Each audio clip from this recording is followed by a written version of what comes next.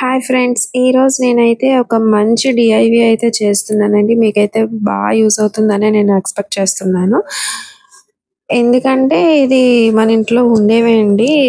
కేక్‌వి base ఉంటుంది కదా! అదైతే కేక్ యూజ్ చేసేసిన తర్వాత బేస్ అయితే మనకి వేస్టే కదా! నేనైతే రెసిన్ వర్క్స్ లైట్ కొంచెం కొంచెంగా చేస్తాను. అయితే ఈ బేస్‌ని ఎలా చేయాలా అని ఆలోచిస్తున్నప్పుడు నాకైతే ఇదొక ఐడియా వచ్చింది. ఈ బేస్‌కి 2 బేసెస్‌కి రెసిన్ అయితే వేసేసాను. ఒకటి చిన్న సైజు కేక్‌ది ఉంది. ఇంకొకటేంటంటే ఇంకొంచెం బిగ్ సైజ్ అనమాట. అయితే ఈ తోరణాలు చూపించాను కదా మీకు ఫస్ట్ నేను అది బీచ్‌లో తీసుకున్నానండి. చాలా ఇయర్స్ బ్యాక్ తీసుకున్నాను.